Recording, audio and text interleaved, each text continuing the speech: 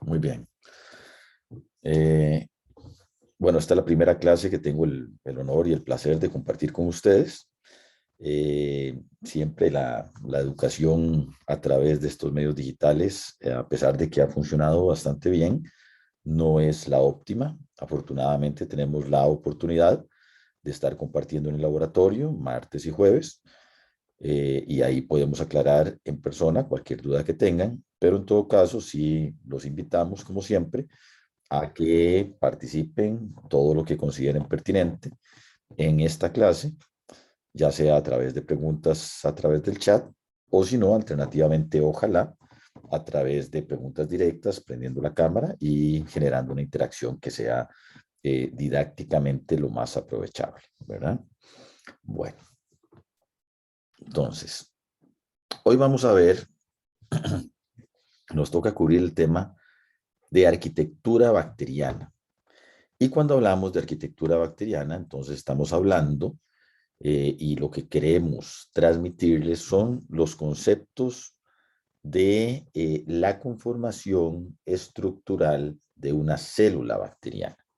Y esta conformación estructural tenemos que verla en contraposición, entonces, con la estructura de una célula eucariota. Denme un chancecito porque a veces esto se congela. A ver si ahora sí, muy bien. Entonces les decía que la idea es que, analicemos la estructura de una célula procariota, que es la célula bacteriana, y lo comparemos con este esquema que tenemos acá, que es un esquema que probablemente ustedes hayan visto alguna cierta cantidad de veces, y que corresponde a la estructura arquitectónica de una célula eucariota, que es la célula, entre comillas, normal, ¿verdad? A la que estamos más acostumbrados. No necesariamente significa que sea la célula que está en mayor cantidad sobre la superficie de la Tierra, ¿verdad? Pero bueno, esta es como la estructura básica de una célula que todos conocemos. Entonces, cuando hablamos de la célula eucariota, que es esta que tenemos acá, que son todas las células que conforman los organismos de ustedes, de los mamíferos, de las plantas, de algunos otros microorganismos que vamos a ver en este curso, como los hongos. Entonces vamos a pensar y vamos a entender que esta es la organización que presenta la célula eucariota. Y vamos a partir de este elemento que tenemos acá, que es el mismo nombre de la célula, eucariota. Y eucariota significa núcleo verdadero.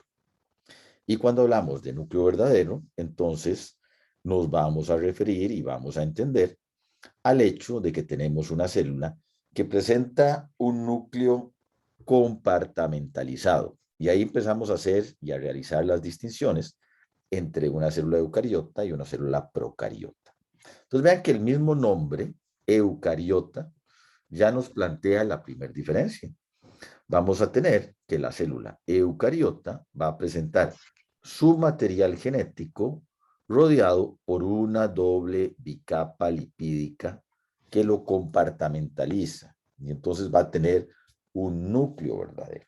Vamos a ver que, en contraposición, la célula bacteriana o la célula procariota no va a tener este compartimiento. Obviamente, como todo ser vivo, la célula procariota sí va a tener material nuclear, sí va a tener ADN, que va a codificar por todas las proteínas que la bacteria necesita. Pero entonces vamos a entender y vamos a analizar que la primera diferencia entre la célula eucariota y la célula procariota va a ser a nivel de esa compartamentalización.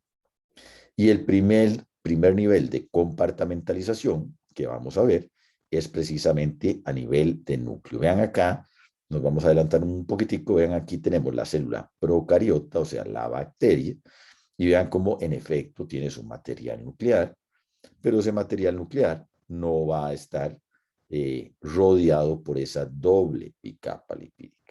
Entonces, el primer elemento lo vamos a derivar inmediatamente del nombre de la célula.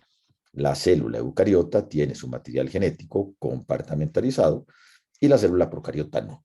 ¿Ok? Entonces ahí tenemos un primer nivel de contraposición y de diferencia.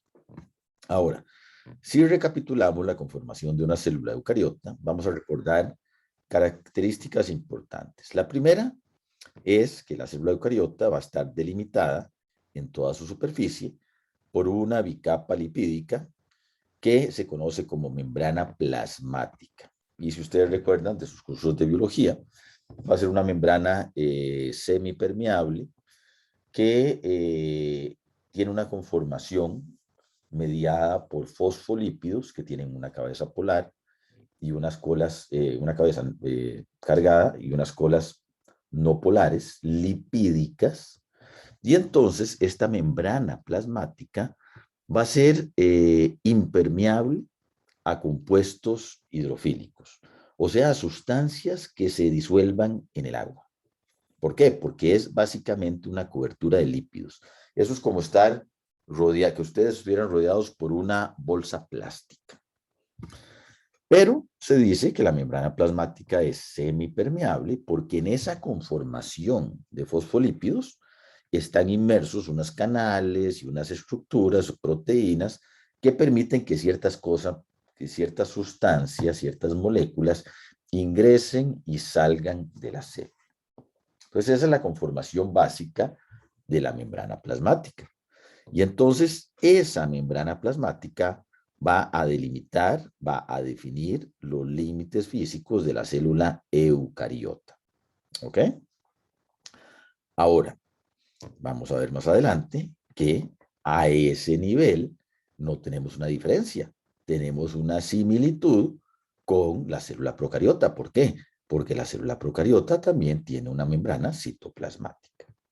Entonces, si la presencia de un núcleo verdadero compartamentalizado era una diferencia con la célula procariota, la presencia de la membrana plasmática más bien es una similitud. Ambos tipos de células tienen membrana plasmática que delimita su contorno, que es la frontera que define hasta dónde llega la célula. ¿Ok? Ahora, nuevamente, y remontándonos a cursos previos que ustedes han llevado, tienen que recordar que la célula eucariota tiene en su interior una serie de organelas y esas organelas van a tener diferentes funciones dependiendo de la conformación de las mismas. ¿Qué tipo de organela nos vamos a encontrar dentro de la célula eucariota?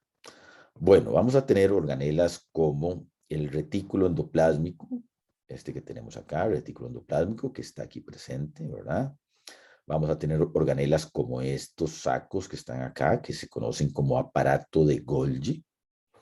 Vamos a tener todo un sistema vesicular de compartimientos, vesículas o vacuolas que viajan al exterior o que ingresan del exterior hacia el interior de la célula, ¿verdad? Entonces hay un gran tráfico de vesículas y vacuolas que se está moviendo en una o en otra dirección.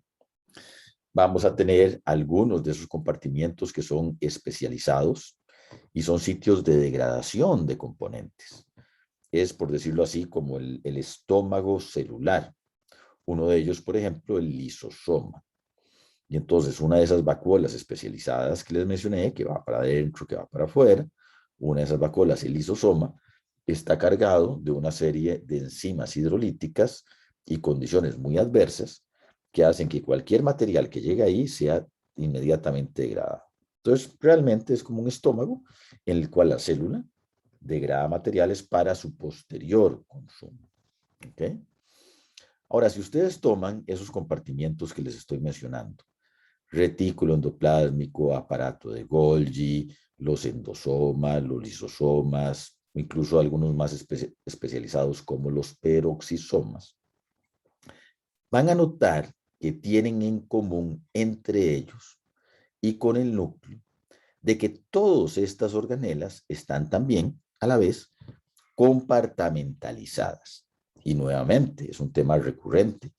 Están compartamentalizadas mediante membranas de carácter lipídico, membranas que tienen una composición muy similar a la bicapa lipídica de la membrana plasmática o a la doble bicapa lipídica de la cobertura nuclear.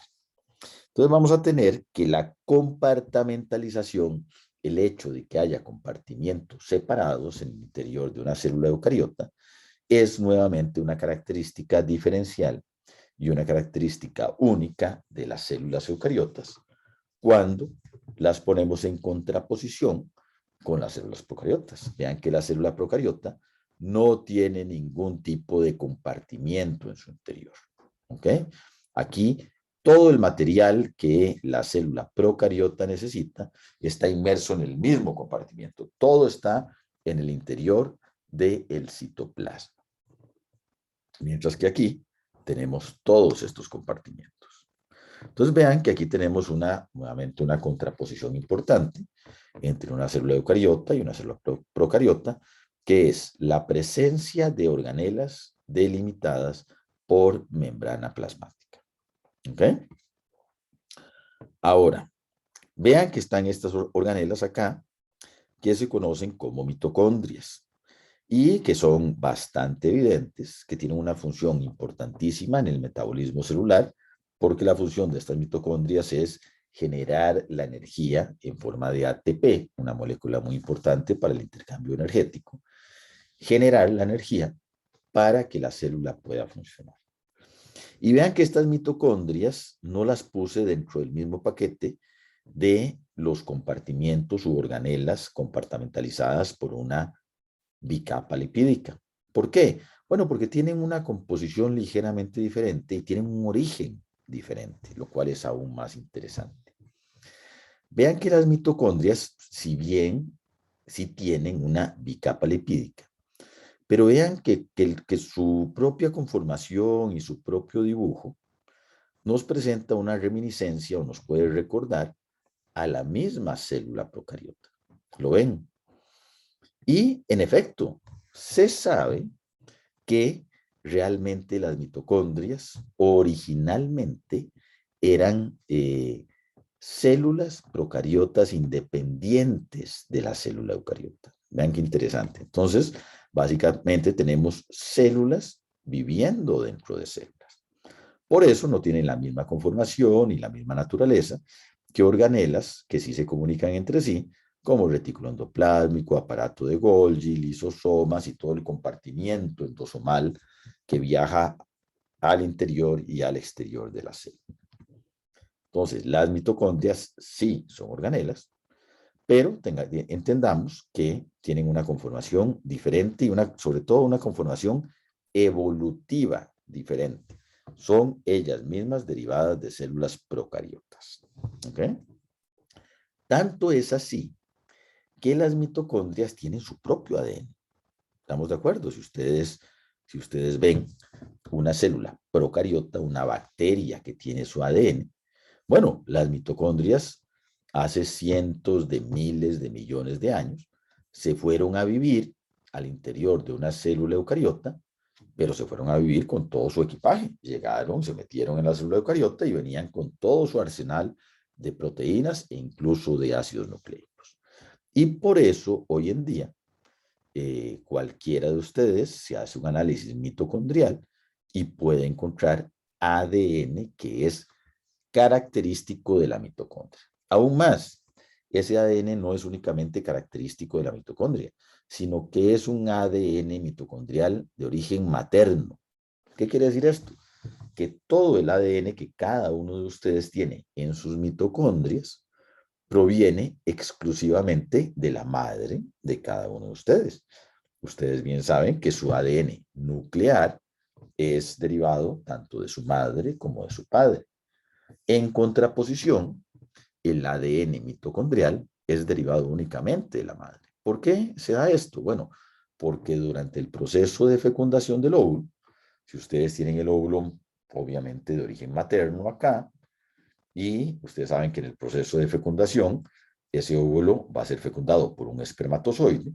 Vean que el espermatozoide, si ustedes recuerdan la conformación del espermatozoide, va a tener la cabeza y va a tener una cola. Y resulta que en la base de esa cola, que le provee movilidad al espermatozoide, en la base de esa cola están concentradas todas las mitocondrias que le dan la energía que le proporciona movimiento al espermatozoide. Bueno, resulta que durante la fecundación, únicamente la cabeza del espermatozoide ingresa al óvulo y la cola se desprende. Eso quiere decir que todas las mitocondrias paternas no van a formar parte del embrión que recién se comienza a formar. Y esa es la razón por la cual el ADN mitocondrial de todos ustedes, de cada uno de nosotros, tiene un origen materno. Y si uno quiere hacer análisis evolutivos que tienen que ver y que nos van a hablar de las líneas de origen evolutivas maternas, entonces lo que hacemos es secuenciar el ADN mitocondrial. Entonces vean que la mitocondria es una organela un poco particular, un poco diferente del resto de organelas que estamos analizando y realizando una contraposición con la célula procariota. ¿Ok? Entonces, recapitulando, la mitocondria tiene un origen evolutivo a partir de una célula procariota que se introdujo hace mucho tiempo a vivir en el interior de la célula eucariota y adquirió funciones dentro de la célula eucariota, funciones de generación de energía. ¿Ok? Muy bien. Obviamente, al ser la célula procariota la que da origen a la mitocondria, pues obviamente no vamos a pensar nunca que una célula procariota tenga mitocondrias en su interior, porque ella misma hace cientos de miles de años dio origen a la mitocondria. Y entonces ahí tenemos una diferencia bastante evidente. Ahora, vean que tenemos aquí flotando en el citoplasma de la célula eucariota unos complejos que realmente no califican como organela porque no están compartamentalizados, no son cuartos diferentes en el interior de la célula eucariota, pero que son complejos multiproteicos y que incluso en los cuales participan ciertos ARN ribosomales. Y estos complejos se conocen como ribosomas. ¿Cuál es la función de los ribosomas? Y bueno, esta es la parte que extraño un poco de la presencialidad, porque aquí los puedo agarrar y hacerles preguntas, pero bueno, por esta vía es un poco más complicado. Pero para recapitular siempre es importante esta dinámica, ¿verdad? Pero tenemos que preguntarnos cuál es la función de los ribosomas. Y la función de los ribosomas es precisamente generar todas las proteínas, sintetizar, producir todas las proteínas que la célula va a requerir para funcionar como tal, para funcionar como una célula. Entonces, si hacemos una recapitulación de cómo funciona en términos generales el gran paradigma de la vida, recordemos que toda la información genética está codificada en el ácido nucleico, en el ADN, lo que nos define a cada uno de nosotros como un ser vivo y lo que nos diferencia de un perro, de un gato, de una mosca, de una planta, es la información genética que tenemos codificada en nuestro núcleo. Entonces, nuestro núcleo tiene ciertos genes y el núcleo de una célula procariota tiene sus propios genes que definen que ella va a ser una célula procariota. ¿Qué sucede con esos genes? Si hacemos una recapitulación, cuando uno de esos genes tiene que expresarse, entonces ese gen se copia por una molécula de ARN mensajero y eso sucede en el interior del núcleo, en la célula eucariota. Ese ARN mensajero viaja al exterior del citoplasma, es capturado por los ribosomas y los ribosomas toman la información del ARN mensajero, se pegan a ese ARN mensajero y comienzan a sintetizar una proteína derivada de la información que brinda ese ARN mensajero. Entonces, ¿qué quiere decir eso? Que todas las proteínas que van a conformar una célula procariota están codificadas en el interior de el ADN de la célula. Y el ARN mensajero, como su nombre lo indica, manda el mensaje, envía el mensaje del ADN, donde se guarda la información, al ribosoma, para que el ribosoma interprete esa información. Si analizamos este proceso en una célula procariota, es un proceso que se lleva de una manera muy similar, porque vean que todo ser vivo está conformado por proteínas. Y todas esas proteínas nuevamente tienen que ser derivadas de la información que está codificada en el ácido nucleico. Entonces, aquí vamos a encontrar una similitud y una diferencia. ¿Cuál es la similitud? Bueno, tenemos toda la información codificada en el ADN. Esa información se va a copiar en pequeños pedacitos que son ARN mensajero. Entonces ahí tenemos una similitud. Ese ARN mensajero va a viajar, va a ser capturado por los ribosomas y los ribosomas van a comenzar a leer ese mensaje y van a comenzar a producir proteínas. Nuevamente ahí tenemos una similitud. ¿Cuál es la diferencia? Vean que en la célula eucariota, obviamente, como el ADN está compartimentalizado, el ARN tiene que viajar y tiene que salir al citoplasma. Mientras que en la célula procariota ese evento no se tiene que dar. ¿Por qué? Porque todo está mezclado en el mismo compartimiento que es el citoplasma. Y aquí se puede dar un fenómeno que es un fenómeno muy interesante. Vean que en una célula eucariota, primero se tiene que dar la transcripción, y la transcripción se refiere al proceso de copiar y generar el ARN mensajero. Y luego ese ARN mensajero tiene que cruzar y en el citoplasma se da la traducción. Y la traducción es cuando el ribosoma sintetiza la proteína basándose en la información que le da el ARN mensajero. ¿Cuál es la diferencia? Que en la célula procariota la transcripción y la traducción se pueden llevar a cabo simultáneamente. ¿Por qué? Porque conforme se va copiando el ARN mensajero, el ribosoma inmediatamente puede acceder a ese ARN mensajero y comenzar la síntesis de proteínas, ¿verdad? Tenemos una pregunta de Daniela León. Daniela. Profe, es una duda. ¿La transcripción se da en la célula eucariota, perdón, en el núcleo? Exactamente. Okay. Entonces, en la célula eucariota vamos a tener que la transcripción, o sea, copiar la información del ADN al ARN mensajero se da exactamente como dice Daniela en el núcleo. ¿Ok? La traducción se da en el citoplasma. Como en la célula procariota no tenemos esa distinción, tanto la transcripción como la traducción se pueden dar de forma simultánea en el mismo lugar, en este caso en el citoplasma. ¿Queda claro? Muy bien.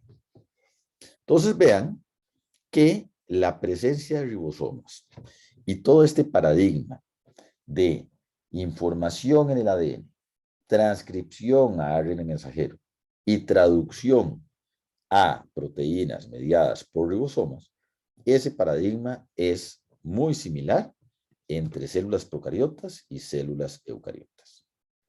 Sin embargo, hay cierto grado de compartimentalización que hace que en células eucariotas la transcripción se dé únicamente en el núcleo y la traducción únicamente en el citoplasma. Mientras que en células procariotas los eventos se pueden llevar a cabo de forma simultánea. ¿Queda claro? Ahora, una vez que hemos visto la conformación de este paradigma central de la vida en general, podemos acoplar esto a la función de estas organelas que estamos viendo, todos estos compartimientos, retículo endoplásmico, aparato de Golgi, todas estas vesículas que viajan al exterior de la célula o incluso que ingresan del exterior hacia el interior de la célula. Vean que todo esto tiene mucho que ver con el transporte de proteínas.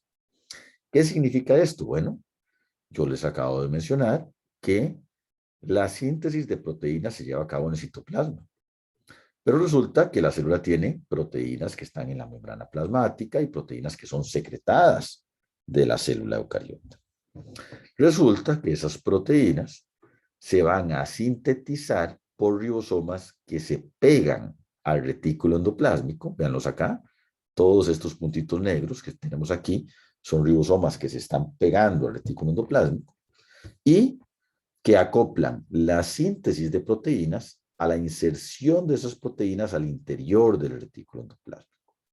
Entonces imagínense que las proteínas citoplasmáticas se producen y se quedan en el citoplasma, pero proteínas que van a estar en membrana o que van a ser secretadas por la célula se producen por ribosomas que están adosados, que están pegados al retículo endoplasmático.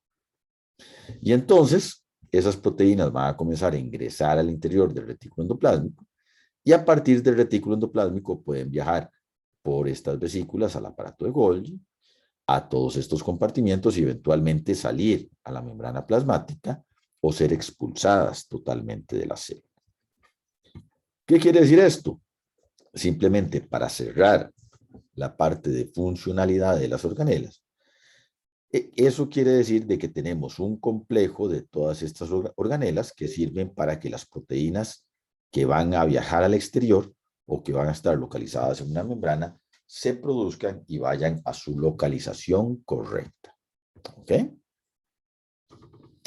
Entonces, en resumen, vean que la célula eucariota está altamente compartimentalizada por una serie de organelas, cada una de ellas delimitada por una bicapa lipídica. Adicionalmente tenemos mitocondrias, que es una categoría de organela un tanto diferente, que tiene una función importantísima en la parte de generación de energía y que evolutivamente es interesante también porque está derivada de una célula procariota. Y después tenemos una serie de elementos que van a compartir en común la célula eucariota con la procariota. Entonces pasamos a ver ahora ya lo que sería el diagrama general entonces de una célula procariota. Y vean que toda esta primera parte, esta divagación es fundamental para que podamos hacer la contraposición de forma correcta, porque esto además va a tener implicaciones importantes de tipo práctico a la hora de hacer tinciones, a la hora de visualizar las células. Tenemos que tomar en cuenta todas estas diferencias porque tienen un impacto importante. Bueno, entonces cuando vemos la célula procariota, y vamos a recapitular algunos de los conceptos, vamos a entender entonces que la célula procariota tiene un único compartimiento. No tiene esta serie de organelas, no tiene nada en su interior. Todo está, en teoría, mezclado y a una libre difusión en el interior del citoplasma. Vamos a tener que obviamente hay un material genético que codifica por todas las proteínas que van a conformar a la célula procariota, pero que ese material genético no va a estar rodeado por una doble bicapa lipídica y por lo tanto no está compartimentalizado. Nuevamente, vean que estoy siendo un poco reiterativo, pero es mejor que sobre y no que falte. Nuevamente, ese ADN está accesible al proceso de transcripción e inmediatamente al proceso de traducción que va a ser llevado a cabo por los ribosomas. Y entonces, ahí vamos a tener similitudes con el paradigma central de la vida que manejan las células eucariotas. Ahora, vimos una serie de estructuras exclusivas de la célula eucariota. Bueno, resulta que también hay estructuras exclusivas de la célula procariota. También hay partes, hay conformaciones, hay estructuras que únicamente vamos a encontrar en bacterias y que son fundamentales no únicamente por su función, valga la redundancia, sino porque también tienen un papel importantísimo en los procesos de diagnóstico y de diferenciación e identificación bacteriana.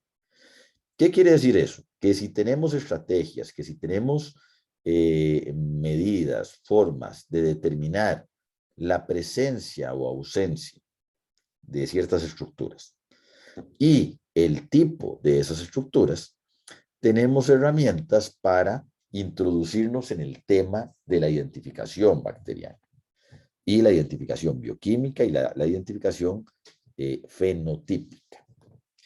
¿Cuáles son esas estructuras que son importantes desde el punto de vista de fisiología bacteriana y que también son fundamentales para los esquemas de identificación y que son exclusivas? Bueno, vamos a tener estructuras como el flagelo bacteriano, véanlo acá.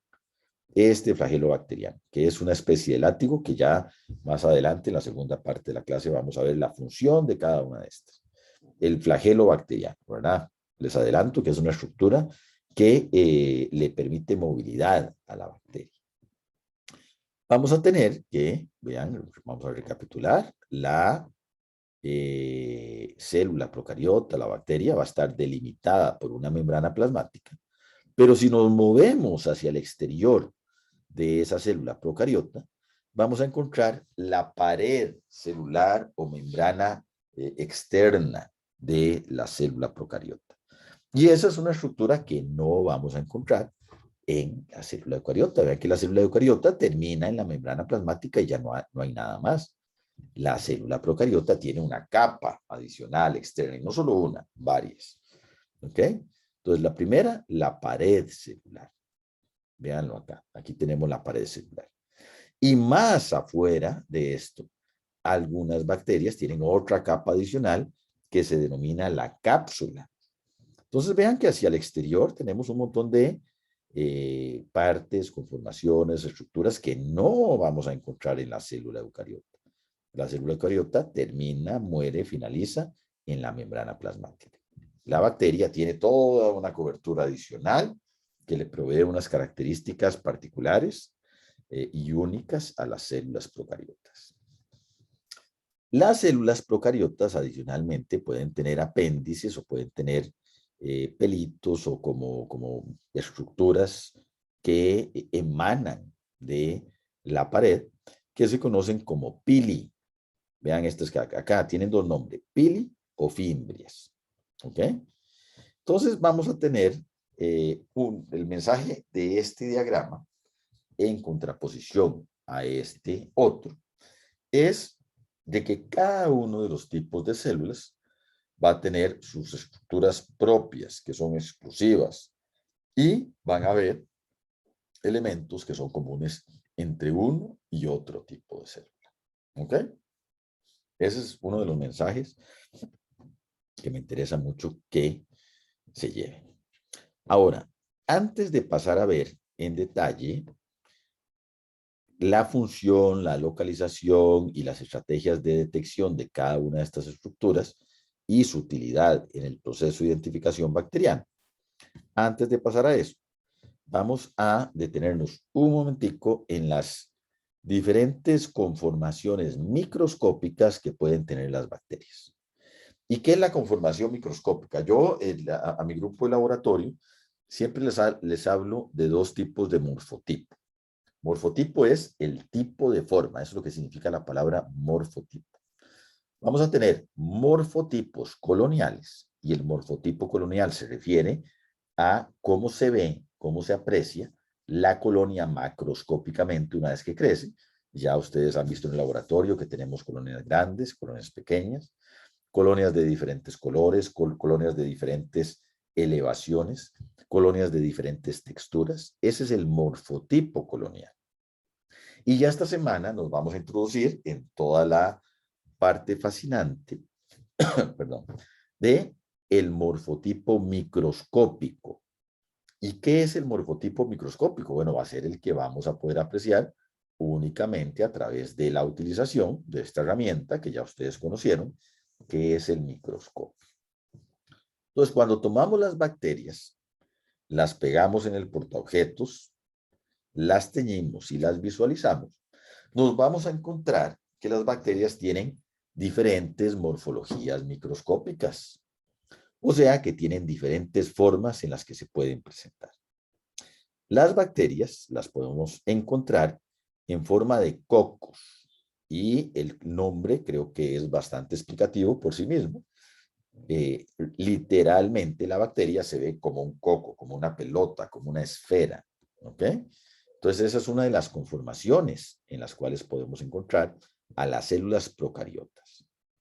Adicionalmente, hay otras bacterias que son alargadas y que tienen forma, eso es una similitud que se refiere en la literatura y que es fácilmente apreciable, tiene forma de puro, de estos cigarros gruesos de origen cubano, de un habano cubano. Entonces, hay bacterias que tienen esta conformación. Y estas bacterias se conocen como bacilos. Son bacterias bacilares, se ven como un bacilo, son alargadas. ¿Ok? Tenemos otras que son como un bacilo, pero enrollados, ¿verdad? Que tienen curvaturas. Y estas se conocen como espirilos o bacterias helicoidales. Y estas son las tres principales morfologías microscópicas en las cuales vamos a encontrar a las bacterias. Y uno de los mensajes importantes acá es que la morfología microscópica es la introducción a la identificación bacteriana. ¿Por qué? Porque dependiendo del tipo de bacteria, o sea, del género y la especie de la bacteria, vamos a saber cuáles bacterias las vamos a apreciar, las vamos a ver en forma de coco, cuáles en forma de bacilo y cuáles en forma de espirilo o bacterias helicoidales. Vean, por ejemplo, para que vayamos oyendo algunos de los géneros que al final del curso nos tienen que sonar muy familiares, tal vez algunos ya ustedes los han oído, tal vez otros no, pero la idea es que a lo largo del curso vayan ustedes oyendo estos géneros y se les vayan haciendo familiares. Tenemos bacterias como Staphylococcus, y vean que el mismo nombre, el mismo, este sería esta parte de la palabra, Coccus, Staphylococcus, nos habla de la morfología microscópica de la bacteria, de que es un coco. Streptococcus, ¿verdad? Ya el mismo nombre del género nos dice que estamos hablando de un coco. La Neisseria tiene dos representantes muy conocidos por sus propiedades patogénicas. Neisseria gonorrea, que produce una enfermedad de transmisión sexual del mismo nombre, y Neisseria meningitidis, que tal nuevamente, como su nombre lo dice, produce meningitis. Entonces, cuando vemos un coco, sabemos que podría pertenecer a alguno de estos géneros. Entonces, obviamente, la morfología microscópica es un elemento muy importante para la identificación bacteriana. Vean ejemplos de bacilos célebres dentro del reino de las células procariotas o bacterias. ¿Qué bacterias son bacilares? Escherichia coli, una bacteria ampliamente conocida que forma parte de la flora normal del intestino de los mamíferos, por ejemplo, pero que también en ciertos contextos se puede comportar como una bacteria patógena, o sea, nos puede producir infecciones a nivel urinario, a nivel del sistema nervioso central, qué sé yo. Una bacteria como Salmonella también tiene conformación de bacilo y es una bacteria que produce eventos gastrointestinales, o sea, diarreas. Una bacteria como hemófilos que produce una diversidad de presentaciones clínicas interesantes a nivel de oído medio, a nivel del sistema nervioso central, a nivel del sistema respiratorio. Hemófilos también tiene una morfología bacilar, es un bacilo. Por otro lado, tenemos bacterias espirilares o helicoidales, espirilos, y dentro de este tipo de bacterias que presentan esa morfología microscópica, tenemos bacterias como Campylobacter o Helicobacter, que son bacterias que habitan en el estómago. Perdón. Son bacterias que habitan en el estómago. Estas bacterias presentan esta morfología característica. También tenemos bacterias del género Treponema, y aquí el representante más famoso y más conocido es el Treponema pallidum, que es una bacteria que produce la sífilis. Y tenemos otra bacteria espirilar muy conocida, que es la Leptospira. Y la Leptospira es una bacteria que muchas veces, nada más para irlo poniendo en el contexto clínico, es una bacteria que se secreta por la orina de ciertos animales, ya sean domésticos o silvestres, y se deposita en todo lado, obviamente donde orine el animal, pero desde la perspectiva del problema humano, cuando se deposita en superficies o sustancias de consumo humano, el ser humano las consume por vía gástrica y les puede producir una enfermedad que puede ser bastante grave. Entonces, el mensaje acá es de que tenemos diferentes morfologías microscópicas y cada una de esas morfologías microscópicas va a ser característica de una serie de géneros y de especies bacterianas. ¿Ok? Muy bien.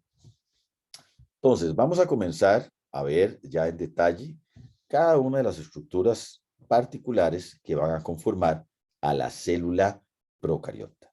Y vamos a verlas en el contexto, en varios contextos. Vamos a ver cada una de estas estructuras desde la perspectiva de su conformación molecular.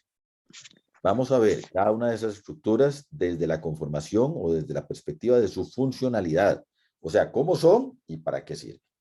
Y tercero, vamos a ver cada una de esas estructuras desde la perspectiva de su utilidad en la identificación bacteriana. O sea, cómo las podemos ver en el laboratorio y cómo podemos aprovechar su presencia, ausencia o conformación para identificar las bacterias que pertenecen a cierto grupo. Entonces, la primera estructura que vamos a ver son las estructuras externas a la célula. O sea, estructuras como la pared celular, la cápsula, el flagelo, los pilis. Las estructuras que se proyectan al exterior. Y vean que hacia el exterior de la célula es donde se concentran la mayor parte de estructuras que son características, que son propias, que son exclusivas de la célula procariota. ¿Qué estructuras tenemos ahí? Tenemos estructuras como las cápsulas, estructuras como capas superficiales, capa S, estructuras como los flagelos y estructuras como las fimbrias y los piles. ¿Okay? Muy bien. La primera que vamos a ver es el glicocálix o la cápsula, que es en términos generales lo mismo. Glicocálix o cápsula. ¿Qué es el glicocálix o la cápsula? Bueno, primero que nada, es una red de polisacáridos. Y es una red de polisacáridos que se extiende hacia el exterior de la célula procariota. Entonces, cuando ustedes oyen esta palabra, polisacárido, ¿a qué les suena? Poli viene de mucho. Sacárido viene de azúcar. Entonces, un polisacárido es cuando tenemos azúcares que están interconectados, que están mezclados entre sí, que forman entramados de azúcares. ¿Ok? Entonces, la naturaleza bioquímica, la conformación biológica del glicocáliz o de la cápsula es una red de azúcares que se extienden hacia el exterior de la bacteria.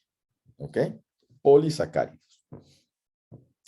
Estos polisacáridos están fuertemente unidos y no se desprenden fácilmente. Entonces, si ustedes se imaginan la cápsula, que estaría en esta conformación, más o menos está ubicada en esta zona, hacia el exterior de la célula procariota, y la conformación bioquímica, o sea, los componentes que la conforman, van a ser un montón de azúcares que están ligados entre ellos.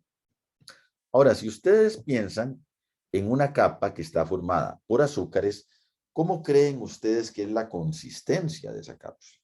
Bueno, es una pregunta que nuevamente desde cuando la podíamos realizar presencialmente, pues ustedes nos hacían una serie de presunciones de cómo podría ser. Pero bueno, yo les puedo adelantar y les puedo indicar más o menos cómo uno puede prever que se comporta una superficie que está formada de azúcares. Eso tienen que imaginárselo como si estuvieran ustedes rodeados de miel encima, ¿verdad? La miel, ustedes conocen la consistencia, es un líquido extremadamente viscoso que está formado por azúcares. Y ese líquido viscoso va a conformar la estructura y la apariencia bioquímica de la cápsula bacteriana. ¿Ok? Entonces, si ustedes imaginan la conformación de la cápsula, piensen en esta estructura viscosa que está rodeando totalmente a una bacteria que presenta una cápsula. Además de los azúcares, se pueden presentar otro tipo de moléculas como polialcoholes, aminoazúcares, qué sé yo. Esta estructura se evidencia con tinta china o rojo de Router. Ahorita vamos a ver cómo. ¿Ok? Sofía Macís tiene una pregunta. Sofía. Sí, profe, una pregunta. ¿Verdad que la cápsula no la tienen todas las bacterias, o sí? No, no la tienen todas las bacterias. Es una muy buena pregunta. Y precisamente eso es, digamos, la tercera parte que me gusta abarcar y abordar con cada una de las estructuras, que es la importancia diferencial de cada una de las estructuras. Como hay bacterias que la tienen y hay bacterias que no la tienen, eso es lo que se llama una característica diferencial. ¿Y qué significa eso? que si nosotros detectamos la presencia de cápsula, sabemos que podemos tener una lista de bacterias a las cuales pertenezca esa bacteria. Mientras que si no la tiene, entonces pertenece a otro grupo de bacterias. Entonces, la determinación de la cápsula bacteriana tiene un valor diferencial. Y como bien apunta Sofía, no es una característica común de todas las bacterias. ¿Queda claro? Muy bien. Sí, profe, gracias. No, gracias a usted por la pregunta, Sofía. Entonces, vean, eso es en cuanto a la conformación. Entonces, espero que se lo imaginen adecuadamente. Vean aquí que tenemos una representación ya real, ya no es un dibujo, sino es una fotografía de bacterias encapsuladas. Y vean cómo aquí están las bacterias, estas negritas son las bacterias, y tenemos este halo muy grande alrededor, que es precisamente la cápsula bacteriana. Entonces imagínense este halo que está formado por una gran cantidad de azúcares, y entonces si ustedes se pudieran hacer chiquiticos, chiquiticos, chiquiticos, y vienen por aquí, por afuera, y pegan con esto, ¿con qué van a pegar? Van a pegar con una capa viscosa, con una capa pegajosa. Esa es la conformación que nos tenemos que imaginar para la cápsula bacteriana. ¿Estamos de acuerdo? Ahora, la cápsula tiene diferentes funciones. Puede servir para adhesión a superficies, o sea, para pegarse a una mucosa, a una superficie, qué sé yo. Puede servir para proteger contra la fagocitosis. Ya nos vamos a detener un poco acá, que es la que más me interesa. También puede servir para resistencia de secación, o sea, para que la bacteria no se seque. Puede reservar ciertos nutrientes, o sea, la bacteria puede tener nutrientes acá que después consuma. Y también puede ser un depósito de productos de desecho, o sea, la basura que la bacteria tira, pasa por acá y eventualmente se queda algún tiempo en la cápsula. Pero a pesar de que todas estas son funciones de la cápsula, la más importante por mucho es esta que tenemos acá. Protección contra la fagocitosis. Entonces, por favor, apuntemos esto y nos llevamos esto como uno de los mensajes importantes de la clase, en el sentido de que la principal función del glicocáliz o de la cápsula bacteriana es proteger contra el sistema inmunológico. ¿Qué es la fagocitosis? La fagocitosis es un proceso mediado por células de nuestro organismo, de nuestro sistema inmune, mediante el cual estas células, hay células como macrófagos o células como neutrófilos, estas células que se encargan de protegernos, van a perseguir a las bacterias, las van a identificar, se van a unir a ellas y las van a fagocitar. ¿Qué quiere decir esto? Se las van a comer, las van a ingerir, las van a meter en un compartimiento degradativo y las van a desaparecer. Entonces ustedes pueden entender que si tenemos células de nuestro sistema inmunológico que se encargan de realizar fagocitosis, esta va a ser una función muy importante para protegernos contra la infección. Y derivado de esto, también pueden entender, entonces, que si una bacteria tiene una cápsula, tiene esta cobertura, y esa cobertura previene la fagocitosis, eso le va a dar una ventaja a las bacterias encapsuladas para producir enfermedad. ¿Estamos de acuerdo? Es un elemento que protege a la bacteria y al proteger a la bacteria es un elemento que le incrementa la virulencia a la bacteria. O sea, que aumenta la posibilidad de que esa bacteria nos genere daño. ¿Queda claro? Entonces vean que la función más importante de la cápsula bacteriana es precisamente la protección a la fagocitosis. En ese contexto les puedo adelantar que, por ejemplo, una bacteria como Haemophilus la podemos encontrar en dos presentaciones, en una forma encapsulada y en una forma no encapsulada. ¿Cuál creerían ustedes entonces, basados en lo que les acabo de decir? ¿Cuál de estas dos formas será más virulenta? ¿Cuál será más patógena? ¿Cuál será más peligrosa para el ser humano? Obviamente, Haemophilus encapsulado es más peligroso que Haemophilus no encapsulado. ¿Por qué? Porque Haemophilus encapsulado tiene toda esta capa que lo protege de la fagocitosis. Y al protegerlo de la fagocitosis, puede irse a lugares anatómicos en los que genera más daño. ¿Me entienden? Entonces, por eso es importante que entendamos estas cosas. Entonces, principal función de la cápsula es protección contra el sistema inmunológico, particularmente la fagocitosis, que es este elemento que les mencioné, y hay otra rama del sistema inmunológico que la cápsula combate, que es la deposición del complemento, ¿ok? Entonces la cápsula también protege contra este elemento. Muy bien. ¿Cómo vamos a detectar la presencia de cápsula en bacterias una vez que estamos en el laboratorio? Porque como bien Sofía nos preguntó, la presencia o no de cápsula es un elemento diferencial. Y al ser un elemento diferencial, nos habla de el tipo de bacteria que tenemos. ¿Cómo detectamos la presencia? Bueno, mediante una tinción que se conoce como tinción negativa. ¿Y por qué se llama tinción negativa? Bueno, porque es una tinción en la que teñimos todo excepto lo que queremos visualizar. O sea, es una tinción que tiene diferentes pasos para teñir diferentes cosas y lo único que no tiñe es lo que queremos visualizar. Pero por el contraste entre todo lo que se tiñe es que podemos apreciar la presencia de la cápsula. ¿De qué manera?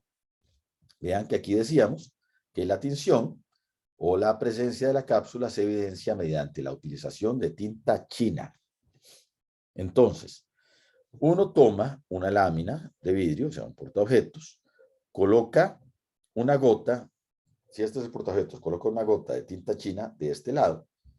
Sobre esa tinta china realiza la suspensión de bacterias y hace un frotis, como si fuera un frotis hematológico. O sea, esparce toda esa suspensión en toda la superficie del portaobjetos.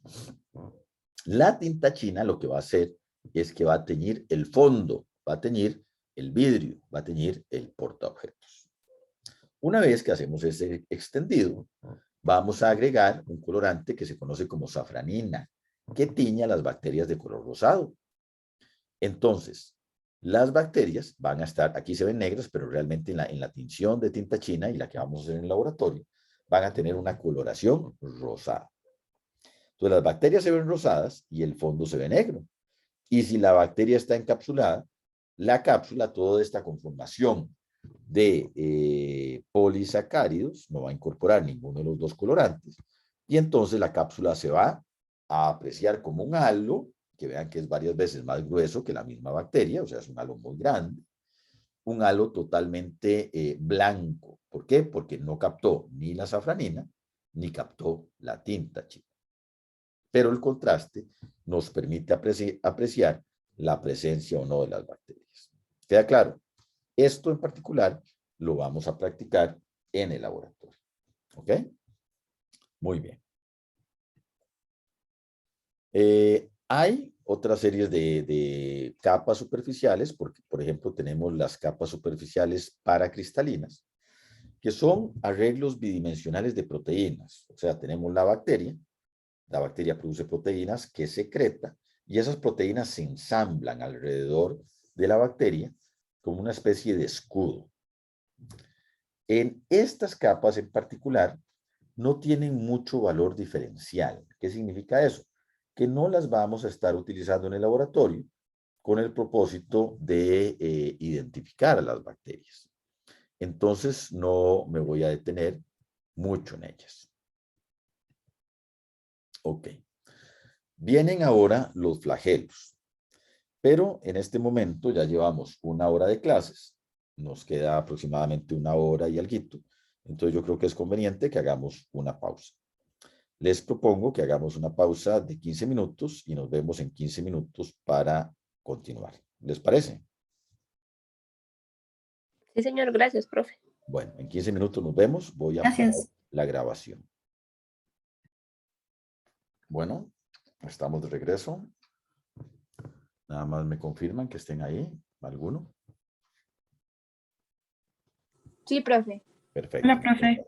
Excelente, muchas gracias. Muy bien, vamos a continuar. Entonces ya vimos la primera estructura que nos interesaba, que era la cápsula, su conformación bioquímica, su función y cómo la podemos detectar en el laboratorio. Otra estructura que es muy importante, que tenemos que tener en cuenta y que tiene un valor diferencial muy grande, son los flagelos bacterianos. ¿Ok? Los flagelos, como les adelanté hace algunos minutos al principio de la clase, son estructuras responsables de la movilidad o motilidad, como dice aquí. Se puede conocer con ambas acepciones, movilidad o motilidad. O sea, son estructuras que sirven para que la bacteria se mueva. Le confieren esta característica.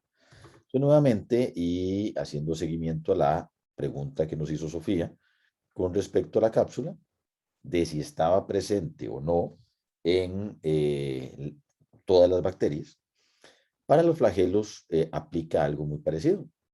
Es una estructura que va a estar presente en ciertas bacterias y va a estar ausente en otras bacterias. Entonces, y aquí adelantándome un poco a la utilidad de la detección de flagelos para la identificación bacteriana, vean que vamos a tener un primer nivel de diferenciación. Y ese nivel se refiere a que si detectamos la presencia de flagelos, vamos a tener una lista de bacterias que pueden pertenecer o que pueden corresponder a esa bacteria. Y si no los tiene, va a pertenecer a otra categoría de bacterias. Como los flagelos le proveen movilidad, entonces también tenemos que entender que una alternativa es detectar directamente los flagelos y la otra alternativa es evaluar si la bacteria se mueve o no se mueve. Y tenemos estrategias para ambas cosas. ¿Ok? Adicionalmente, dentro de las bacterias que se mueven, o sea, las bacterias que sí tienen flagelos, vamos a tener diferentes números de flagelos y ubicaciones de los flagelos. Entonces vamos a ampliar la gama de posibilidades diferenciales que nos proveen los flagelos.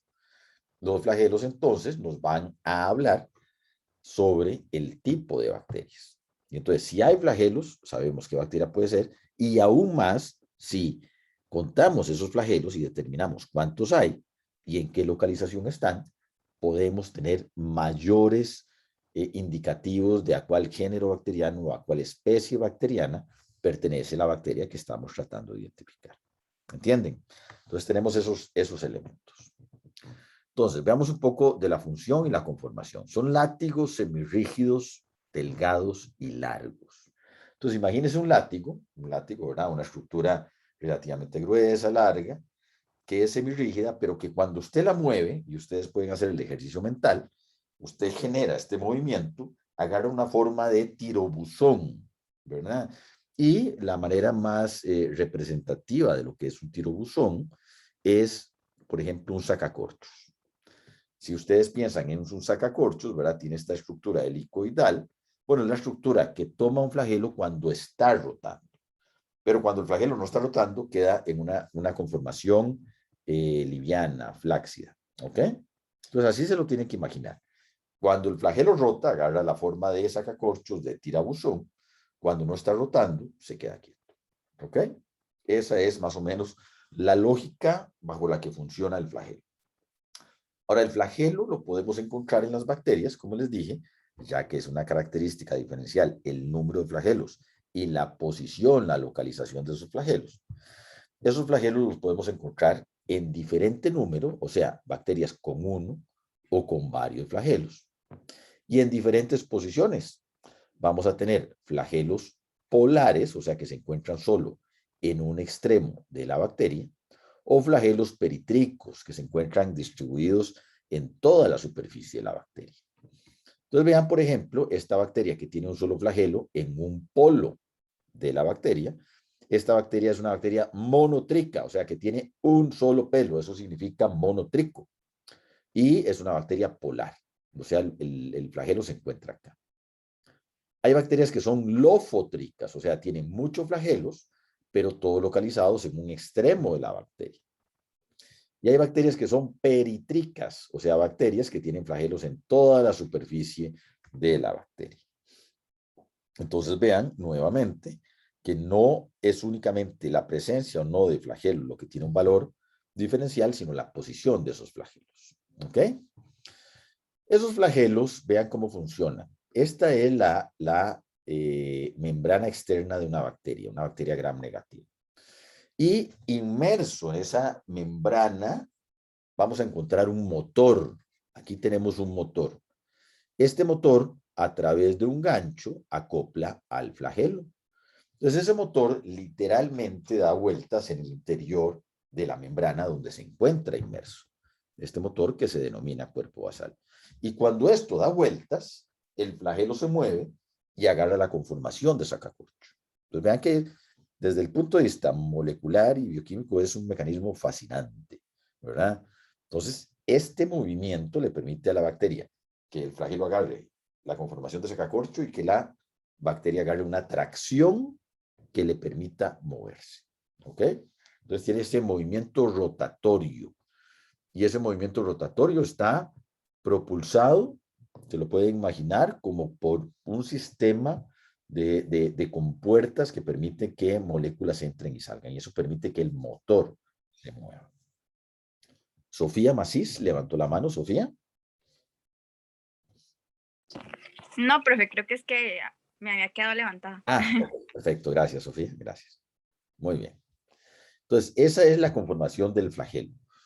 ¿Cómo podemos determinar la movilidad de una bacteria en el laboratorio? Vean que si determinamos la movilidad, estamos viendo indirectamente la presencia del flagelo.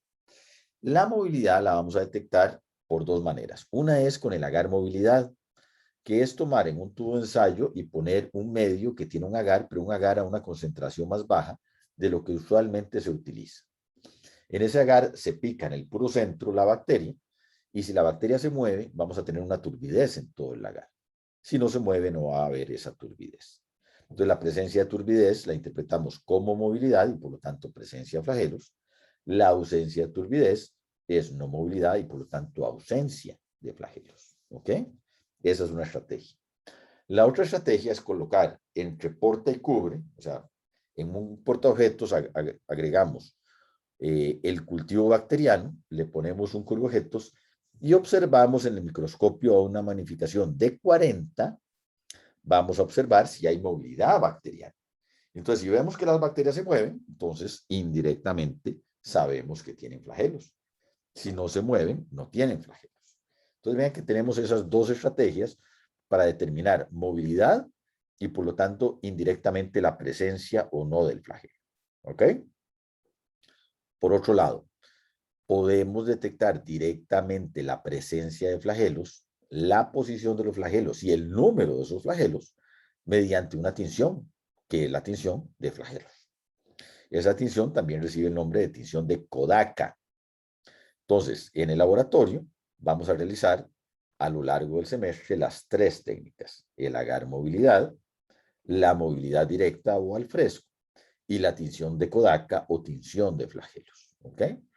Mediante esas estrategias podemos utilizar la presencia o no de flagelos como una característica diferencial. ¿Ok? Muy bien. Entonces, los flagelos son una estructura muy, muy importante y con un valor diferencial enorme. Otros apéndices que tienen las bacterias y que emanan de su superficie son las fimbrias o pilis. Y estas son estructuras proteicas mucho más pequeñas que los flagelos. Vean que para visualizarlas necesitamos el microscopio electrónico, porque no se pueden visualizar en un microscopio corriente. Y son estructuras cuya principal función es de adhesión a superficies. ¿Qué significa esto? Bueno, que son como pelitos que tiene la bacteria, que le permite a la bacteria a través de moléculas que tienen en la punta de esos pelos, le permite pegarse a una superficie. Una superficie como puede ser un epitelio gástrico, como puede ser un epitelio urinario, como pueden ser varios tipos de epitelios. ¿Ok? Entonces, estas estructuras, al ser tan pequeñas, realmente no tenemos estrategias de rutina en el laboratorio que nos permita detectar su presencia o ausencia y utilizarlas con propósitos diferenciales. Entonces, realmente en el laboratorio no vamos a estar utilizando la detección de este tipo de estructuras para ponerle nombre y apellidos a una bacteria. Sin embargo, sí me pareció importante que las conocieran y que sepan cómo funcionan. ¿Ok? Después tenemos la estructura por excelencia que sirve para la clasificación bacteriana. Y esa va a ser la pared celular. Y la presencia perecelular, y más que todo su conformación, es el fundamento de la principal tinción diferencial del laboratorio de bacteriología, que es la tinción de Gram. ¿Ok? Probablemente ya ustedes en sus prácticas hospitalarias o la práctica que están realizando en horas de la tarde-noche en la Facultad de Microbiología, ya han tenido la oportunidad de hacer tinciones bacterianas y probablemente han apreciado que las bacterias después de una tinción de Gram pueden terminar con un color morado o con un color rosado. Las moradas las vamos a denominar bacterias Gram positivas y las rosadas las vamos a denominar bacterias Gram negativas. Entonces decimos que es una tinción diferencial porque es una tinción que nos diferencia entre dos poblaciones de bacterias muy grandes. Y junto con la morfología microscópica, que si son cocos, que si son bacilos, que si son espirilos, junto con eso, la tinción de Gram es la piedra angular que nos permite iniciar el proceso de identificación bacteriana. ¿Estamos de acuerdo? Es la piedra angular. Entonces, la tinción de Gram nos permite esa entrada. Y vamos a ver ahora la conformación diferencial de la pared celular entre bacterias Gram positivas y bacterias Gram negativas, que nos permite este resultado, que nos permite que unas sean moradas y que otras sean rosadas, y que por lo tanto sea una puerta de entrada muy útil para la identificación bacteriana. Si vemos por microscopía electrónica la pared celular de bacterias Gram positivas en contraposición a bacterias Gram negativas, vamos a ver dos diferencias particulares. Las bacterias Gram positivas van a tener una pared muy gruesa, pero una única capa. Primero, pared gruesa y una única capa. Las bacterias Gram negativas van a tener muchas capas y una porción de peptidoglicano más delgada. Entonces, ya la fotografía de microscopía electrónica nos está hablando de diferencias importantes. Gram positivas, peptidoglicano muy grueso. Gram negativas, peptidoglicano más delgado. Gram positivas, una sola capa. Gram negativas, múltiples capas. ¿Ok? ¿De qué manera funciona esto? Veámoslo ya en detalle en un diagrama. Cuando vemos la conformación de las bacterias Gram positivas, vamos a ver que tienen esta conformación. Esta es la pared celular de una bacteria Gram positiva. Tenemos el citoplasma de este lado. Recordemos que las bacterias están delimitadas por una doble bicapa lipídica, una bicapa lipídica de una naturaleza muy similar a la que presentan las células eucariotas, o sea, una membrana plasmática. Y cuando avanzamos hacia el exterior, nos vamos a encontrar a la pared celular. Y esta pared celular es un peptidoglicano. Y ese peptidoglicano va a formar un entramado extremadamente estable, extremadamente rígido, que es el responsable de la morfología bacteriana. Entonces, la conformación de ese peptidoglicano es el responsable de que hayan bacterias que sean esféricas, que sean cocoides, y hay bacterias que sean bacilares, y hay bacterias que sean espirilares. O sea, el peptidoglicano se acomoda en un coco de manera que dé la forma de esfera. Se acomoda en un bacilo de manera que dé la forma bacilar. Se acomoda en un espirilo de manera que dé esta conformación espirilar. Entonces, el peptidoglicano con su rigidez determina la morfología microscópica. Primer punto muy importante. Segundo punto muy importante, al ser una estructura rígida, protege a la bacteria, protege la morfología, no solo determina la morfología, sino que la protege. Van a ver ustedes que cuando hagamos las tinciones bacterianas, colocamos en un portaobjetos una gota de agua, hacemos una suspensión de la bacteria, dejamos que se seque y luego teñimos. Y en esas condiciones, que son condiciones muy rudas para una célula, la morfología bacteriana se mantiene. Si ustedes toman una célula eucariota y la colocan en una gota de agua, la célula se revienta y la morfología se pierde. La célula procariota, la bacteria, no le sucede eso por las características de rigidez que le da el peptidoglicano. ¿Me entienden? Entonces, el peptidoglicano, al tener esta conformación que estamos viendo acá, tenemos que visualizarlo como una conformación rígida. Todo esto, peptidoglicano, es un andamiaje que se está formando alrededor de la bacteria que la protege. ¿Queda claro? Muy bien. Si comparamos la envoltura de una bacteria gram positiva con la envoltura de una bacteria gram negativa, vamos a ver que la primera tiene una capa de peptidoglicano rígida, muy gruesa, mientras que la bacteria gram negativa también tiene peptidoglicano, pero la capa es muchísimo más delgada. ¿Ok?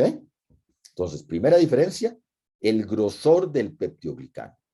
Ambas tienen peptidoglicano, pero en las gram negativas el peptidoglicano es una capa delgada y en las gram positivas es una capa gruesa. ¿Ok? Segunda diferencia, las bacterias gram negativas tienen una membrana adicional. Vean que la bacteria gram positiva termina acá. La bacteria gram negativa, además del peptidoglicano, que es muy delgado, tiene otra capa lipídica que se llama membrana externa. Membrana externa.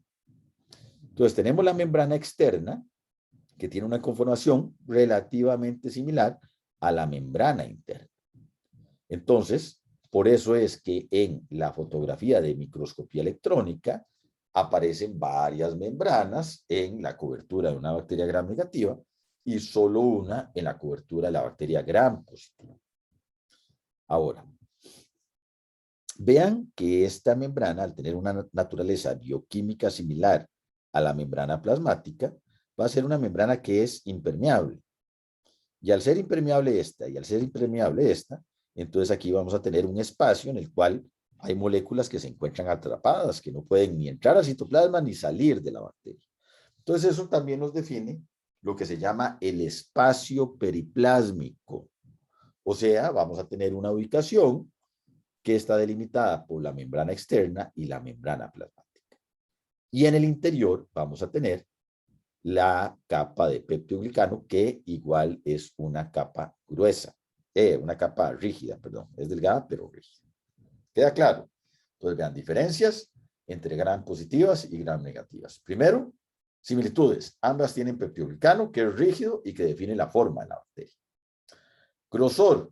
La bacteria gram positiva tiene una capa de peptidoglicano muy grueso y la gram negativa uno muy delgado.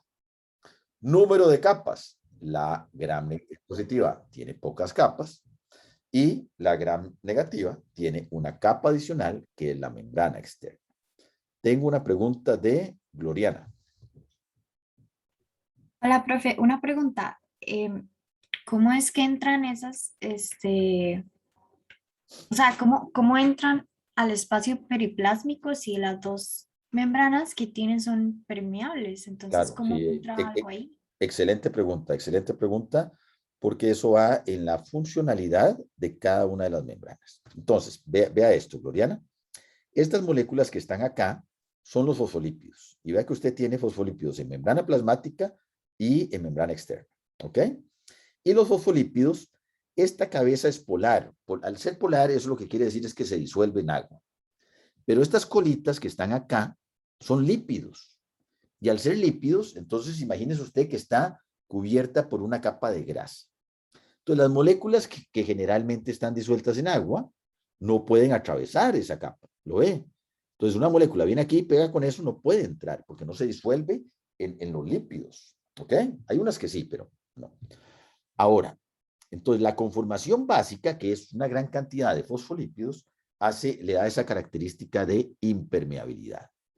Pero vea adicionalmente que las membranas, tanto la membrana plasmática como la membrana externa, tienen proteínas que están metidas en la membrana. Y esas proteínas funcionan como canales selectivos.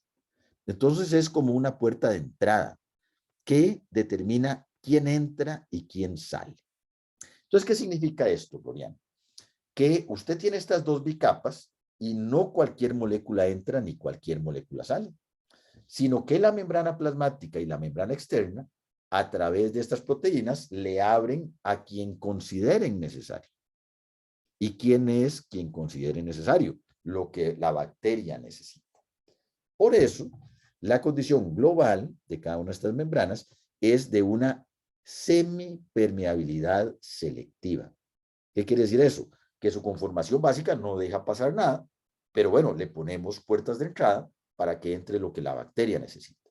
Y entonces la bacteria decide, a través de estas proteínas, estos canales, estas puertas, qué proteínas se encuentran en el espacio periplásmico, qué proteínas se encuentran en el citoplasma, proteínas y moléculas en general, y qué moléculas se quedan afuera de la bacteria. No sé si queda claro, Gloriana. Sí, claro, profe, gracias. Muchas gracias por su pregunta, porque estas preguntas son las que nos permiten ahondar en temas que son muy interesantes. ¿Ok? Muchas gracias, de veras. Muy bien. Entonces, quedan claras las diferencias. ¿Ok? Muy bien. Ahora, cuando vemos estas diferencias y cuando analizamos el proceso de tinción de Gram, entonces vamos a entender por qué cuando hacemos una tinción de Gram, las bacterias Gram positivas quedan de un color y las bacterias Gram negativas de otro color. Cuando hacemos la tinción de Gram, el primer paso que hacemos, bueno, hacemos el froti, lo fijamos, y lo primero que añadimos, ¿qué colorante es? Añadimos el cristal violeta, que es un colorante morado, ¿ok? El cristal violeta se va a asociar al peptidoglicano, se va a pegar ahí, y entonces le va a brindar coloración morada a las bacterias Gram positivas y a las bacterias Gram negativas, porque ambas tienen peptidoglicano. Entonces, en el primer paso, cuando añadimos el cristal violeta, todas las bacterias se ven moradas. Después viene un paso muy importante, que es el paso diferencial de la tinción, que es la decoloración. ¿Y cómo hacemos la decoloración? Bueno, agregamos un reactivo que contiene alcohol y acetona y que lo que hace es extraer el cristal violeta que previamente habíamos añadido. Entonces, primero coloreamos todo de morado y después tratamos de eliminar ese color. Y Profe, como una consulta, claro, perdón. no se Ya preocupe. hemos realizado, digamos, esta tinción. ¿Por qué es que el cristal violeta se le puede añadir el bicarbonato? ¿Por qué el cristal violeta? Perdón, ¿qué? Se le añade como gotitas de bicarbonato. Claro. Uno añade, yo lo puse muy simple, yo puse que solo se añade cristal violeta, pero realmente es un poco más complejo. Se añade bicarbonato y todo eso, y todos esos pasos lo que ayudan es a fijar el cristal violeta a la capa de peptidoglicano. ¿Por qué bicarbonato? Porque modula el pH y el pH es muy importante para este proceso de coloración. ¿Ok? Entonces, si bien no es únicamente lo que estamos añadiendo el cristal violeta, es el primer colorante que añadimos y con el que queremos tener. Pero junto con él añadimos una serie de facilitadores de la tinción, por ponerlo así. No sé si queda claro, Angélica. El bicarbonato es parte de teñir con el cristal violeta el peptidoglicano. ¿Queda claro? Sí, gracias, profe. Y Perfecto. luego el Lugol es lo que permite que, como que, El esta Lugol, capita, ok. el Lugol, Adelante, profe. claro, no, perdón, más bien que me atravesé yo.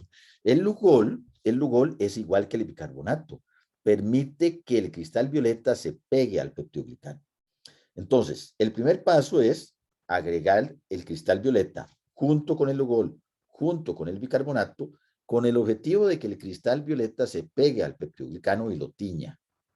¿Ok? Entonces se lo pueden imaginar como si fuera que van a pintar ustedes una pared y le echan aditivos a la pintura. Aditivos contra hongos, aditivos para que la pintura se pegue mejor, pero el colorante es la pintura.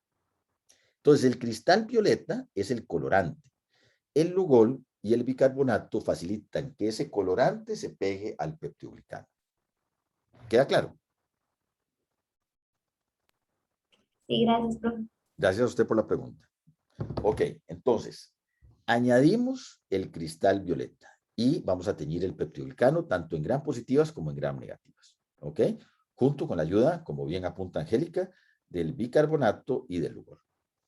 Una vez que coloreamos el peptidoglicano con el cristal violeta, entonces les decía que realizamos el proceso de decoloración. Y el proceso de decoloración es tratar de extraer ese colorante que previamente añadimos. Y esta es la parte fundamental de la tinción de Gram, porque es la parte diferencial. Es en la que van a reaccionar diferente las bacterias Gram positivas de las bacterias Gram negativas. Cuando añadimos el alcohol acetona, ¿de dónde creen ustedes que es más fácil extraer el colorante? ¿De una capa muy gruesa o de una capa muy delgada? Bueno, obviamente, creo que la respuesta es evidente, que sería más fácil decolorar una capa delgada que decolorar una capa gruesa. Es más fácil extraer de una que de la otra. ¿Ok? Entonces, si hacemos la decoloración de forma correcta, vamos a lograr decolorar fácilmente las bacterias gram negativas, mientras que las bacterias gram positivas van a permanecer con el cristal violeta pegado.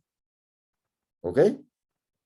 Entonces, cuando finaliza la parte o el paso de la decoloración, las bacterias gram positivas están moradas, si lo hicimos correctamente, y las bacterias gram negativas ya no tienen ningún color, porque primero la teñimos y después la decoloramos con el decolorante. ¿Queda claro? Una vez que terminamos ese proceso, entonces hacemos la contratinción con safranina, que es un colorante rosado claro. Y en ese momento la safranina va a teñir a todas las bacterias. Va a teñir a las bacterias gram positivas y va a teñir a las bacterias gram negativas. Sin embargo, las gram positivas, que sí se tiñen con safranina, como de previo tienen un color más fuerte, la safranina ni se ve, porque es un rosadito muy tenue. En cambio, las bacterias gram negativas, que ya no tenían ningún color, al caerle con la safranina, quedan con una coloración rosada. Y entonces ahí sí las vamos a apreciar. ¿Queda claro? Y entonces en ese momento terminamos con la tinción diferencial, en la cual las bacterias gram positivas están moradas y las bacterias gram negativas están rosadas. ¿Ok? ¿Qué pasaría? ¿Qué problemas podemos tener? ¿Qué pasa si decoloramos más de la cuenta? Si agregamos el alcohol acetona por un tiempo excesivo, eventualmente podemos extraer el colorante de las bacterias gram positivas y cuando hacemos la contratinción nos van a quedar rosadas y van a quedar como gram negativas. Alternativamente, ¿qué sucede si no decoloramos lo suficiente que deberíamos decolorar?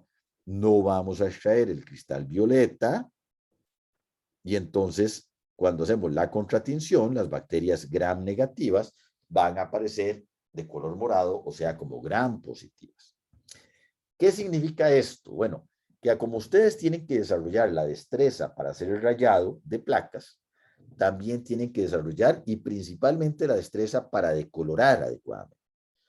Si decoloran poco, las gram negativas aparecen como gram positivas. Si decoloran mucho, las gram positivas aparecen como gram negativas. ¿Queda claro? Entonces, este paso es el paso fundamental diferencial que tienen que tomar ustedes en cuenta. Les dejo como tarea mental para que lo piensen ahora y lo discutamos ahora más tarde en el laboratorio. ¿Qué sucedería si invertimos el orden de los colorantes? Si utilizamos primero el rosado, la safranina, y de segundo utilizamos el cristal violeta a la hora de hacer un gram. Entonces, vayan, piénselo. Una vez que entendemos esto, imaginen qué sucedería en cada uno de los pasos y ahora en la tarde me dicen y le dicen a cada uno de los colegas que está con ustedes en los laboratorios de qué color quedarían las bacterias. ¿Les parece? Muy bien. En la membrana externa de las bacterias gram negativas, en esta zona, vamos a tener una molécula muy importante que se llama lipopolisacárido. Gloriana levantó la mano. Gloriana, por favor. No, perdón, profe, es que la había dejado la vez pasada. Ah, perdón usted. Disculpe. Vamos a ver. Ok. A ver si la puedo bajar yo aquí. Ah, ya la bajó. Perfecto. Muy bien. Excelente. Ok, seguimos. Entonces les decía que en la parte externa de la membrana externa vamos a tener una molécula que se llama lipopolisacárido, que es esta molécula que viene acá y cuya conformación específica pues no es parte de los objetivos de este curso, pero es importante que entendamos que el lipopolisacárido es una molécula característica de bacterias gram negativas. ¿Por qué? Porque está en la membrana externa, que solo están en las bacterias gram negativas. Y es una molécula muy importante desde el punto de vista estructural para la bacteria, pero también es importante desde el punto de vista de patogénesis, porque es una bacteria que es responsable de la inducción del choque séptico o choque tóxico. Ustedes saben, vean acá, que tiene una actividad endotóxica producida por las bacterias gram negativas. Y ustedes saben que cuando un paciente tiene sepsis, tiene una infección bacteriana a nivel sanguíneo, eventualmente puede entrar en lo que se llama un choque séptico. Y ese choque séptico está mediado en gran medida por esa molécula. Hay otras moléculas bacterianas que también inducen ese efecto, pero esta fue la primera molécula que se determinó que tenía actividad endotóxica y cuya presencia es característica entonces de bacterias gram negativas. Vean la conformación del peptidoglicano para que entiendan y aprecien ustedes que es una conformación rígida, ¿ok? Esta es la estructura del peptidoglicano. Está formado por estos polímeros de N-acetilglucosamina y ácido N-acetilmurámico, que son estas moléculas que están acá. Entonces son esas varillas que se encuentran acá. Y esas varillas están unidas entre ellas por puentes peptídicos. Puentes peptídicos son puentes característicos de las proteínas. Y esta conformación de varillas totalmente soldadas por los puentes peptídicos son los que le dan la propiedad muy rígida que tiene el peptidoglicano. ¿Ok? Bueno, la membrana citoplasmática ya la analizamos, es una estructura común entre células eucariotas y procariotas y más o menos ya la mencionamos, entonces no nos vamos a detener en esta. Estructuras internas ya vimos varias y la estructura del ADN también. Bueno, no corresponde en este curso ver las conformaciones finas del ADN, entonces no me voy a detener en esta parte, sino que más bien quiero que terminemos la clase con la parte de endosporas. No es que las otras estructuras que acabamos de pasar no sean importantes, pero el principal objetivo de este curso es que veamos las estructuras que tienen un valor diferencial. Entonces, lo que voy a hacer es que voy a eliminar estas diapositivas que acabo de brincarme de la presentación para que no generar ninguna confusión para efectos de evaluación. Lo que nos interesa son las estructuras que tienen un valor diferencial en el laboratorio. Y la última estructura que vamos a ver y que vamos a tener en el laboratorio es la endoespora bacteriana. ¿Ok? ¿Qué es la endospora bacteriana? Vean, la endospora bacteriana es una estructura de latencia, alta resistencia a calor, radiación y desecación. ¿Qué significa latencia? Latencia significa estar presente, pero sin manifestarse. Eso es latencia, ¿verdad? Precisamente la endospora le permite a una bacteria, cuando enfrenta estas condiciones de calor, de radiación, de desecación, que son condiciones muy adversas para la bacteria, la endospora le permite a la bacteria permanecer, subsistir, esperar mejores tiempos para entonces volver a hacer su metabolismo y multiplicarse. Entonces, la bacteria latente, la bacteria que forma una espora, lo que está pretendiendo es protegerse, es preservarse. En ese momento no se interesa en reproducirse, en comer, en moverse, en nada. Simplemente aguantar, aguantar, aguantar, aguantar. ¿Por qué? Porque está en condiciones ambientales muy extremas. Nuevamente, calor, radiación o desecación. La desecación es terrible para una bacteria. ¿Ok?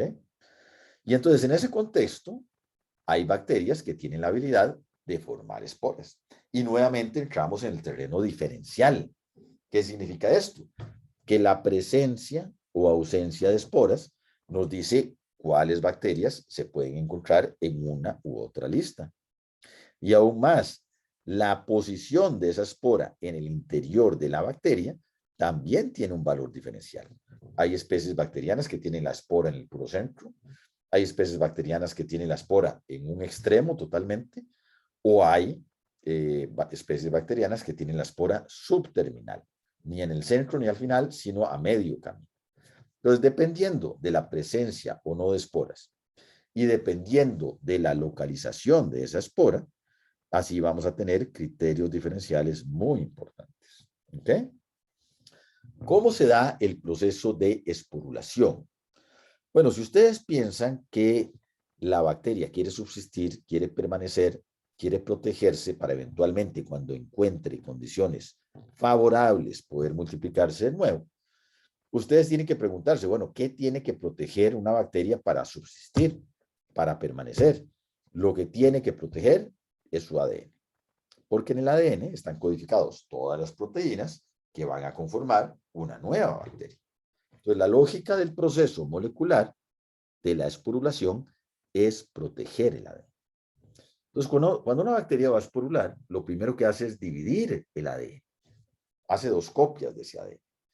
Y agarra una copia de ese ADN y la compartamentaliza. La tira a un extremo de la bacteria y la rodea por una membrana. Lo ven acá, forma un septo. Forma un septo. Entonces, aquí ya la bacteria ya duplicó su ADN, lo metió de este lado y lo rodeó de un septo. Y después agarra ese septo y le empieza a meter capas y capas y capas y capas de un montón de moléculas extremadamente resistentes. Entonces, protege el ADN y comienza a envolverlo, a envolverlo, a envolverlo, a cubrirlo por una serie de moléculas que van a proteger a ese ADN contra elementos del ambiente que lo puedan dañar. Calor, radiación, desecación, ese tipo de elementos. ¿Ok? Entonces, en este momento, vean que ya aquí el ADN está totalmente cubierto por todas las moléculas que lo van a cubrir, por esta cobertura extremadamente gruesa. Y en ese momento tenemos una espora, pero esta se denomina endoespora, porque la espora ya está formada, pero está en el interior de la célula vegetativa. Esta es la célula normal. La célula normal se conoce como célula vegetativa. Pero eventualmente la célula madre o célula vegetativa se lisa, se destruye y la espora queda libre. Y esa espora puede permanecer viable por años en una superficie esperando tiempos mejores. Eventualmente esa espora, usted la agarra, la toma y lo pone en un medio rico nuevamente, y entonces aparece nuevamente una célula vegetativa que puede hacer todo su metabolismo, puede multiplicarse, puede dar origen a cientos de miles de millones de células en cuestión de horas, a cómo se multiplican las bacterias. ¿Ok? Entonces vean la lógica. La lógica es compartamentalizar el ADN y protegerlo mediante la colocación de varias capas de moléculas que lo protegen. ¿Ok? Ahora, esa espora puede ser un mecanismo de transmisión de enfermedades. ¿Por qué? Porque si usted entra en contacto con una espora que se está protegiendo y la ingiere y tiene una bacteria patógena, le puede generar una enfermedad. Entonces, tiene que entender usted que la espora también es un mecanismo de diseminación de enfermedades. Y hay bacterias esporuladas que son muy difíciles de controlar. Una de esas bacterias esporulada es el Clostridium difficile. Y más adelante en el curso les vamos a explicar la fisiopatología de esta bacteria. ¿Ok? ¿Cómo determinamos la presencia de esporas en el laboratorio? Bueno, mediante la tinción de Schaffer y Fulton, que es la tinción de esporas, que se realiza de la siguiente manera, y es una tinción que vamos a hacer en el laboratorio. Ustedes toman una lámina, el portaobjetos, hacen la suspensión de bacterias, como siempre lo hacemos, dejamos que se seque y fijamos a la llama. Una vez que fijamos, vamos a agregar un colorante que se llama verde de malaquita. Y ese colorante lo vamos a agregar de forma abundante que cubra todo el portaobjetos. Y vamos a tomar un mechero y vamos a calentar por la parte de abajo del mechero de manera que salga vapor, pero que no hierva el colorante, el verde de malaquita. Entonces tenemos que estar poniendo el mechero, quitándolo, poniéndolo, quitándolo. Tan pronto sale vapor, lo quitamos. Si deja de salir vapor, lo ponemos. ¿Para qué tenemos que calentar? Bueno, si queremos que la espora se tiña, esta capa es tan gruesa, tan gruesa, tan gruesa que tenemos que meterle candela para que el verde de malaquita pueda ingresar al interior de la espora. Por eso es que se calienta. Si no, la espora no se va a teñir. ¿Ok? Entonces colocamos el verde de malaquita, calentamos por 10 minutos de forma que ni se seque ni que hierva. Si se seca o hierve, el colorante precipita y nos hace una gran confusión. Cuando lo hagamos en el laboratorio, tengamos ese cuidado. Calentamos por 10 minutos, sale vapor, quitamos el mechero, deja salir vapor, lo ponemos otra vez. Una vez que pasan esos 10 minutos, lavamos el frotis y hacemos una contratinción con safranina, el colorante rosado que va a teñir a la célula vegetativa. ¿Cómo vamos a visualizar las esporas? Las esporas entonces las vamos a ver como esferas verdes, ya sea en el interior de una célula vegetativa o incluso la esfera verde sola, porque ya es una esfera que es una exoespora o una espora libre que ya se liberó. Y entonces, si realizamos esta tinción y vemos esporas, sabemos que la bacteria es esporulada y sabemos que puede pertenecer a estas especies y a estos géneros. Si, además de eso, vemos la posición de la espora, si es una espora central, si es una espora terminal, central, terminal o subterminal, entonces también vamos a tener un elemento diferencial adicional que nos va a hablar de el género y la especie bacteriana de esa bacteria en particular. ¿Ok? Y entonces, de esa forma, vamos a utilizar la tinción de esporas como una estrategia en el laboratorio para la clasificación bacteriana. ¿Ok? Muy bien. Esta es la última diapositiva que comprende la presentación del día de hoy. En resumen, pues hemos hecho una contraposición entre una célula eucariota y una célula procariota, haciendo énfasis en las estructuras comunes de ambas y las exclusivas de ambas. Y adicionalmente hemos visto en detalle la estructura, la función y la determinación de las diferentes estructuras exclusivas de las bacterias con propósitos diferenciales. No sé si tienen alguna pregunta.